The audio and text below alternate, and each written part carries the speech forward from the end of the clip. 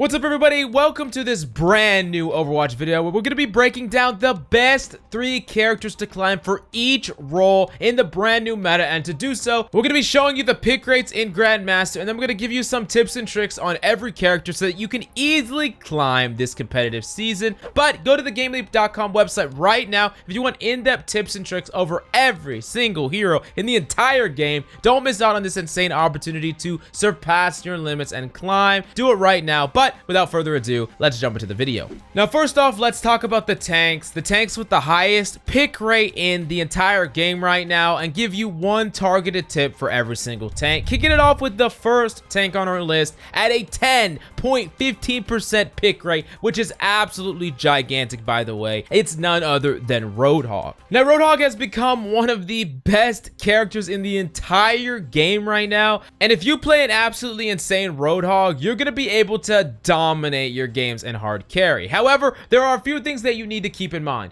First off, your hook accuracy matters exponentially, and if you can hit these really high value hooks on a tank that drags them into your team so you can focus them down, or of course hook on pretty much any squishy in the game, those can be the way that you really hard carry fights. But not every hook's gonna be that way, and the second most important thing that you need to be doing on Hog is positioning yourself in a way that even if you get naded, even if you miss your hook, even if enemies push up on you, you have natural cover to jiggle behind, and you can leave their LOS and kite back to your team while you use your breather. This is extremely important on Roadhog because the line between popping off and feeding is just one step too far into the enemy team. So just keep that in mind. Make sure that you're disciplined on Roadhog and never be the catalyst for the enemy team to win a team fight because you went too far and got caught out and died. Now, the next tank on the list with a 6.11% pick rate is none other than Wrecking Ball, the second most played tank in GM. Now, a lot of people think that you need to be able to do all these crazy yield type stuff where you can do like crazy rollouts and techs and triple bounces or whatever the case may be. People think you need to be able to do all that if you want to climb to Grandmaster on Wrecking Ball, but I'm going to tell you that you don't need to do that at all. This is all you need to do. You need to have consistent tracking for when you slam an enemy, you can follow up on the kill. You need to make sure to value your life and not engage and slam when there's enough CC to shut you down. And you need to practice and learn how to transverse and get on / slam an isolated target whenever you want to. Like if there's a Hanzo on the top left, you need to be able to grapple, roll up to him, slam down, and then of course try to burst him down. Being able to do that on a dime is going to allow you to put pressure on enemies that are out of position. You're going to be able to swing through the enemy team and build that precious ult charge for your ultimate. That is incredibly powerful, and being able to contest all these snipers all over the place and put pressure on isolated supports just makes you such an amazing threat in a composition that is really scrappy, frag oriented with Roadhog and Wrecking Ball, or Wrecking Ball and Zarya, or a Tracer, or whatever the case may be. Wrecking Ball is absolutely amazing in that environment, and he's really difficult to shut down, except of course if they have a Sombra. But besides that, he is very difficult to shut down if you play him correctly. So just keep all these tips in mind. Now, last up, let's talk about the third most picked tank in Grandmaster at 5.93% pick rate, and it's none other than Zarya. Now, Zarya is one of those characters that can absolutely hard carry a game in the right hands. First off, she can cleanse nades, which is incredibly important right now with nades flying around everywhere because Ana, spoiler alert, is the most picked hero in the entire game right now, and being able to cleanse these nades is really valuable. Look out for these nades, and if you push too far forward, have to use your bubble, and then you get naded, you're most likely going to get bursted down. So having that bubble in the back pocket to cleanse these nades from yourself or like an ally Roadhog can be invaluable. And on top of that, the most picked tank, or the second most picked character, Roadhog, Zarya can shut down these valuable hooks that we're talking about. A lot of these really high impact hooks where he hooks your Ana off the high ground, and if he kills that Ana, his one true counter, he wins the entire game or the entire fight, right? That is such a high impact hook, and you can shut that down. Yes, it's difficult, but if you're looking out for it and you're not using it every time, of course, you need to build up energy. But but after you have a certain amount of energy, having a very defensive-minded bubble,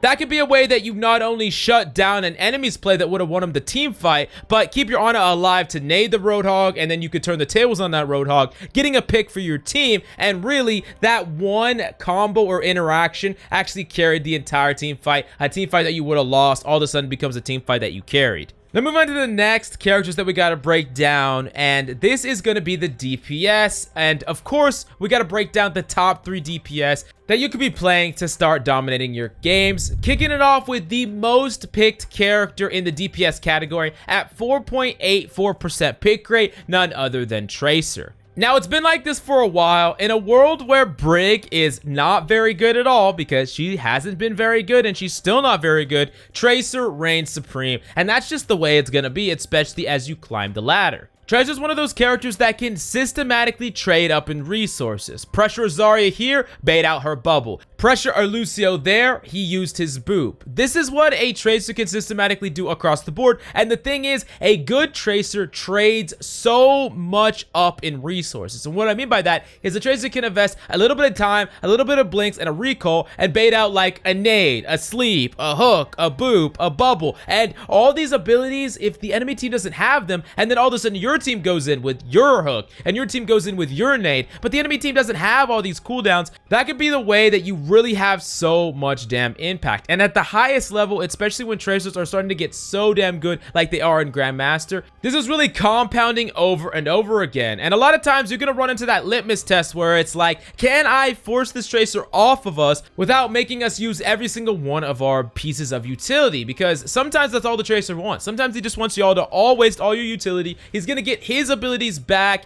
and he's gonna be able to go in, and his team's gonna be able to go in at the same time, and they're just gonna get absolutely torn up. So, but from the Tracer's point of view, you really need to be thinking about the exchange of resources. How can you actually bait out certain abilities? How can you pressure out enemies that don't have these abilities? And how can you punish out of position enemies? Tracer is just one of those characters that if you have the skill set behind her, there is very few games that you cannot carry. And I'm serious about this. So if you need a character that you just want to pop up and hard carry, even when you have the worst of teammates, I would highly suggest Tracer in the DPS category. Now moving on to the next DPS that we got to break down, the second most played DPS in Grandmaster is Soldier 76 at a 4.42 pick rate. Now, Soldier 76, after the new buffs, if you can master his recoil control, which honestly, it's not very hard. I mean, go play Valorant, go play CS, that's hard recoil control. This is like elementary recoil control. Really easy to control if you just put a little bit of time and effort into practicing it. Now, after that, you're basically like a damn laser beam, and you can just beam people. You just want to position yourself on the high ground. Make sure that you have good movement, good solid movement. Remember, Soldier is one of those characters that can move sporadically and make it really hard for enemies to actually hit him with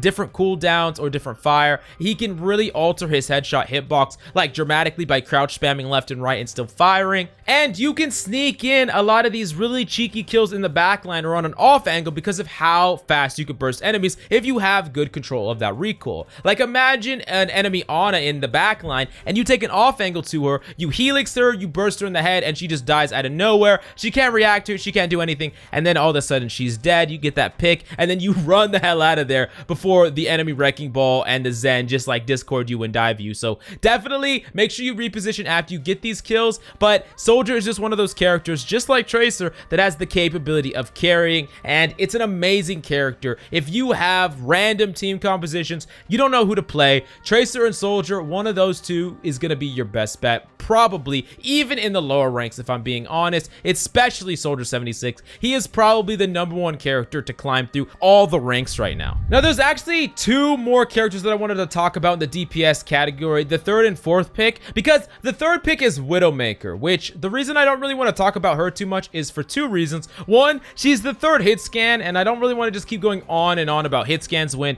the other DPS mains, the projectile players, there's no one for you to play if it's just Tracer, Soldier, Soldier and Widow, right? So I wanted to give you the fourth pick because it's an actual projectile, and of course, Widowmaker is going to be exponentially better at the highest ranks. I mean, of course, she's going to be amazing when people have godlike aim, but until then, especially with freaking wrecking balls and tracers running around, it's going to be really hard to play Widowmaker unless you're cooking heads like a mad lad. So I wouldn't actually suggest playing Widowmaker unless you already have the skills to back them up, and if you already do, you're probably already in Masters or GM. So I would probably stay away from Widowmaker, honestly, but of course, if you want to get cracked at her, and that's your prerogative, definitely you could be grinding Widowmaker. We have tons of Widowmaker guys on this channel that you can go check out. Now, talking about the fourth DPS at a 2.41% pick rate is Echo, our only projectile in the top 4, and Echo is a really powerful character right now as well because Mercy is seeing quite a bit of play. It's a really good combo, and Echo is one of those characters that actually can play against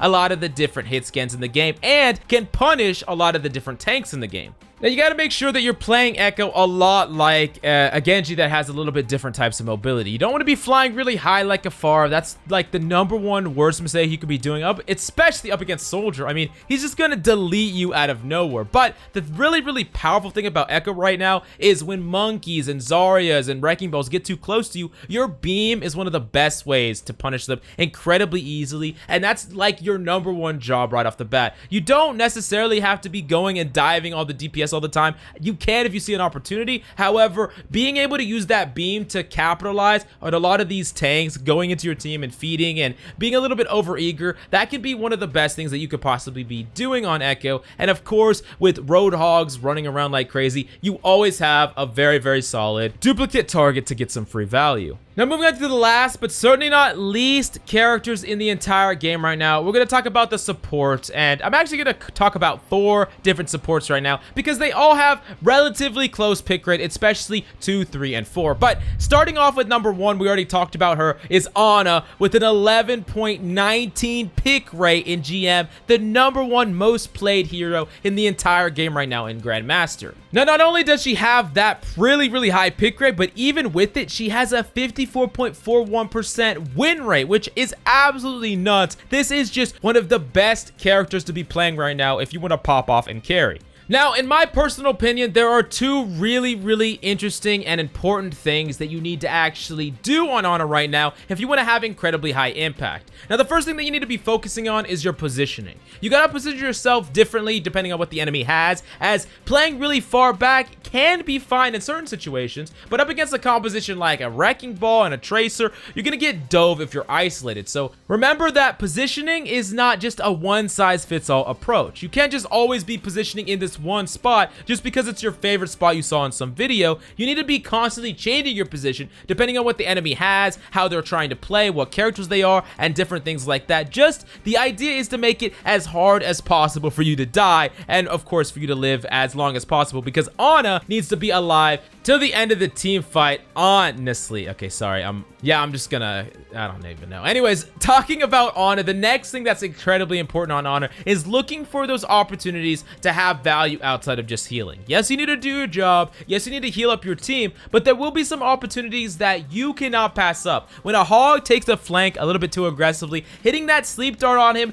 rallying the troops, and nading him, that could be a way to allow your hog to hook him and get a free kill. Or just putting that little bit of pump into the Echo as she flies over natural cover. Your soldier did quite a bit of damage to her, but couldn't quite burst her down, and your little contribution is the difference that actually gets her killed. Knowing when you can apply these little tiny strings of value, here, there, that could be the way that you really get that extra bit of oomph, that extra bit of impact. And Ana's, of course, just look at the win rate, look at the pick rate. You can 100% carry on this hero, and if you want to see an in-depth Ana guide or VOD review, definitely let me know in the comments down below. Now, the next character that we got to break down on the list is none other than Mercy, the second most played support at 8.22% pick rate. Now, Mercy's a great character in certain team compositions, especially with what's meta right now, because Mercy has really high mobility. She doesn't really need to be peeled in the same way that like an Ana or a Zen needs to get peeled, and she can kind of float around between a Hammond, between a Roadhog,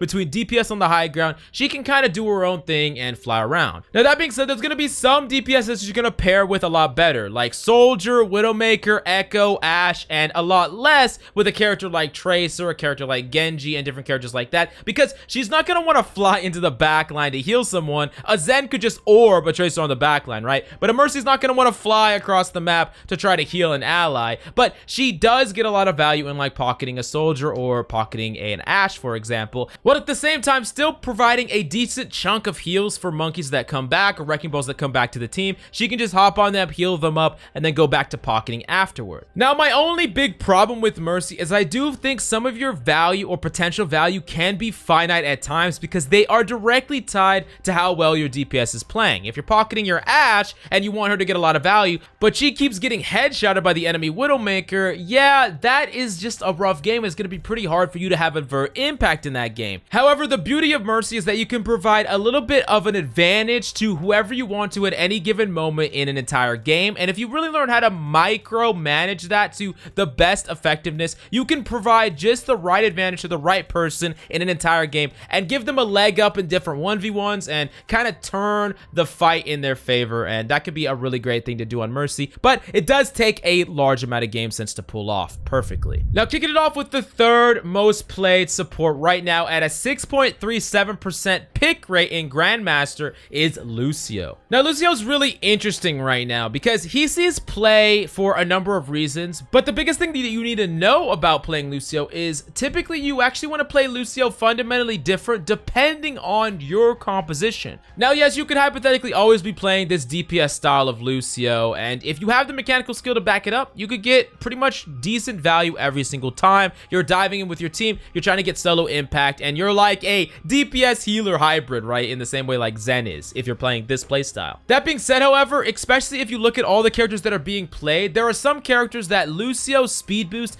can benefit so much. Think about an Ana, you could speed her out of danger. A Roadhog, you could speed him in and out of getting plays, in to get a hook or a value play, out to prevent her from getting punished. And then Zarya for a very similar thing. Her cycles, she wants to go in and out in like a flow or a wave, which really correlates very well with Lucio, because when the enemies are weak and backing up, she can speed in with the Lucio and clean up the enemy team, get all those staggers. And when the enemies like burst her bubble and are trying to punish her, Lucio has that boop, and then he can speed her out and keep her alive. So Lucio has so many different uses right now, and of course you could just take on that DPS role like I talked about. And I do think that if you are a really good Lucio, now is an amazing time to be playing Lucio. Of course, adapting it to different compositions and understanding your role in those compositions is probably going to get you the most effective win rate or the highest win rate, but I wouldn't fault you for just running around the map and just trying to kill people either. Anyways, moving on to the last character I wanted to break down, and I wanted to break down 4 supports as well, because Zen is actually the 4th one at a 6.02% pick rate, which is just underneath Lucio. Now, the thing about Zenyatta is he's just the purest form of a glass cannon, but in a meta like this, he can be absolutely amazing. Because think about it. If you have a wrecking ball and a tracer flying around, and you give them a target to dive, and their damage is amplified. Like, how many times does a wrecking ball dive on someone and they get away at 1 HP? Or a tracer barely can't kill someone and they just get away and get peeled? Well, with that Discord, all those almost kills become actual kills. And yes, that is an amazing thing, but the cost is you are a freaking fragile person that will die to anything that kills you. This really requires 3 things if you want to pull Zen off. 1, you probably need a team that is gonna at least look at you every once in a while, so they're not just leaving you sitting ducks for the enemy team that is 5-man diving you. That would be a pretty good start, to say the least, if you want to play Zen. The second thing that you need to be doing on Zen is positioning well. If you are too aggressive and you get caught out, you have no form of mobility to get out, you have no form of sustain to bail you out. You basically just have your DPS to bail you out of a sticky situation, and if you position well, it's gonna make those matchups a lot easier. If that tracer has to invest 3 blinks to get to you, that's gonna be a lot easier than a tracer that just walks up to you and has 3 blinks and a recall to try to duel you. And then of course, last up, you got to click the damn heads on Zen. He is a mechanically demanding hero. I mean, he might be one of the most mechanically demanding hero, but if J. Jonah has taught us anything, if you can click heads and shut down some of those characters that are coming to chase you down, you can make Zen work. And right now, he is definitely working, popping off with a 54.91% win rate in Grandmaster. But if you want in-depth guides to master any of these heroes, definitely go check out the GameLeap website in the links down below, where we have in-depth breakdown VOD reviews over each and every one, so that you can learn how to master them as quickly as possible and be well on your way to Grandmaster. Thank you so much for coming by. If you have any questions, definitely let us know in the comments down below. That's all I got for you today. I'm Coach Mills, and of course, until next time.